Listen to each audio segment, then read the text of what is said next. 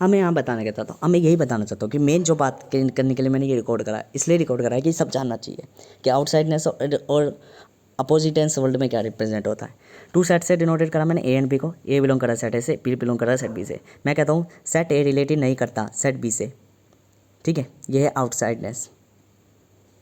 मैंने ये नहीं कहा कभी भी रिलेटेड नहीं करता सेट बी से, ये है अपोजिटेंस।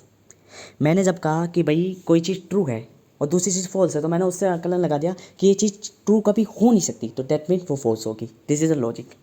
पर जहाँ लॉजिक ना पकड़ पाए, लॉजिक ना क्या पकड़ पाए, मतलब ये देखो, ये है नॉर्मल। ये नॉर्मल मतलब क्या है, नॉर्मल डायमेंशन या perspective of a same dimension. A के पर्सपेक्टिव में सेम डायमेंशन, सिमिलर डायमेंशन में चल रहा है ए, और दूसरा है बी, सेट बी एलिमेंट। जब ही नहीं सेट बी ए से रिलेटेड करता हूँ, वो किसी और डायमेंशन का है, अब पता नहीं कौन से डायमेंशन का है, इसके बीच में इन्फिनाइट डायमेंशंस आ रहे हैं। ये है आउटसाइडनेस वर्ल्ड। आउटसाइडनेस वर्ल्ड में लॉजिक से बाहर की चीज़ें चलती हैं। अब आई हैव नो आइडिया क्या इसके बीच में डिस्टेंस एग्जिस्ट करता भी है या नहीं करता। X have never value content, x value content नहीं करता। यहाँ एक्स वैल्यू कंटेंट करता था अपोजिटेंस वर्ल्ड में। यहाँ हमें पता थी कि ए और बी के बीच में वो कभी एक साथ नहीं हो सकते, बिकॉज उनके बीच में एक्स नाम का डिस्टेंस एग्जिस्ट करता है। यहाँ कुछ पता ही नहीं है कि एक्स एग्जिस्ट करता भी है या नहीं, कुछ पता नहीं है कौन से डायमेंशन में बी है, मतलब कोई रिलेटेड लॉजिकल है ही नहीं। पर्सपेक्टिव ऑफ ए के बेसिस पर इन्फिनाइट अप्रोचेस, इन्फिनाइट डायमेंशंस पैदा हो रहे हैं। डेट मीन ये है आउटसाइडनेस ऑफ वर्ल्ड, कि जब तक हम देख सकते हैं, जब तक हम सेंस कर सकते हैं, दिस इज़ अ लॉजिक। जब हम सेंस नहीं कर सकते तो वो है आउटसाइडनेस।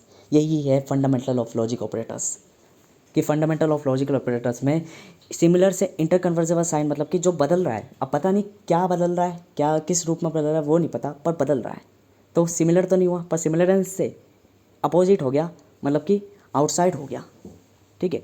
ऐसे ही इक्वल टू से नॉन इक्वल टू में, इक्वल टू का मतलब है इक्वल है, पर नॉन इक्वल टू का मतलब ये है इक्वल नहीं है, पर कुछ भी हो सकता है, कुछ भी।